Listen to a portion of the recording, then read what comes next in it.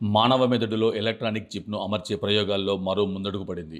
జనవరిలో తొలి చిప్ను మానవ మెదడులో అమర్చిన న్యూరాలింక్ తాజాగా మరో వ్యక్తికి చిప్ను అమర్చినట్లు న్యూరాలింక్ సీఈఓ ఎలాన్ మస్క్ ప్రకటించారు.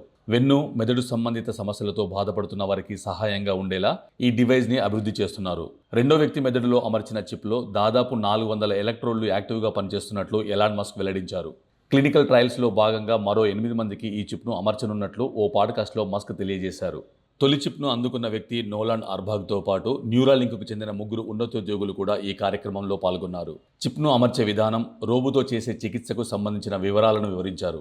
చిప్ అమర్చడానికి ముందు ట్యాబ్లెట్లను ఆపరేట్ చేయడానికి నోటితో ప్రత్యేక స్టిక్ ఉపయోగించాల్సి వచ్చేదని, ఇప్పుడు ఆ అవసరం రావడం లేదని అర్బాగ్ వివరించారు. చిప్ అమర్చిన తొలినాళ్లలో అర్బాగ్ కొన్ని సమస్యలు ఎదుర్కొన్నారు. ఎలక్ట్రోడ్లలో కొన్ని మెదడు నుంచి బయటకు వచ్చేశాయి. ఈ లోపాన్ని ముందే పసిగట్టిన న్యూరాలింక్ సమస్యను సమర్థంగా పరిష్కరించింది. కంప్యూటర్ను ఆపరేట్ చేసే విషయంలో అర్బాగ్ రికార్డు నెలకొల్పారని మస్క్ తాజాగా వెల్లడించారు. మానవ మెదడులో తొలి చిప్ను విజయవంతంగా అమర్చినట్లు జనవరి చివరిలో న్యూరాలింక్ ప్రకటించింది. కంప్యూటర్తో మానవ మెదడు నేరుగా సమన్వయం చేసుకునే బ్రెయిన్ కంప్యూటర్ ఇంటర్ఫేస్ ప్రయోగాలకు అమెరికా ఆహార ఔషధ నియంత్రణ సంస్థ గత ఏడాది మేలో ఆమోదం తెలిపింది. న్యూరాలింక్ చిప్ను ఇప్పటికే పందులు, కోతుల్లో విజయవంతంగా పరీక్షించారు. ఈ సాధనం అత్యంత సురక్షితమైనదని, విశ్వసనీయమైనదని వెల్లడైనట్లు ఆ సంస్థ నిపుణులు చెప్పారు. దీని సాయంతో ఒక కోతి పాంగ్ వీడియో గేమ్ ఆడినట్లు వెల్లడించారు. ఇది ఎలా పనిచేస్తుందంటే, న్యూరాలింక్ బ్రెయిన్ కంప్యూటర్ ఇంటర్ఫేస్లో 8 మిల్లీమీటర్ల వ్యాసం కలిగిన N1 అనే చిప్ ఉంటుంది. దానికి సన్నటి ఎలక్ట్రోడ్లు ఉంటాయి. వెంట్రుకతో పోలిస్తే వాటి మందం 20వ వంతు మాత్రమే. పుర్రెలో చిన్న భాగాన్ని తొలగించి అక్కడ N1 సాధనాన్ని అమరుస్తారు. ఈ చిప్కు ఉండే సన్నటి ఎలక్ట్రోడ్లు మెదడులోకి చొప్పిస్తారు.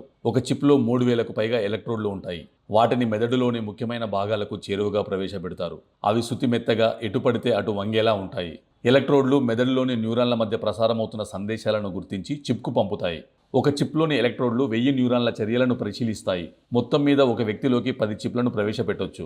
చిప్ ఇన్స్టాల్ అయ్యాక బ్రెయిన్ కంప్యూటర్ ఇంటర్ఫేస్ మెదడు నుంచి విద్యుత్ సంకేతాలను పంపడం, అందుకోవడం, ప్రేరేపించడం వంటివి చేస్తుంది.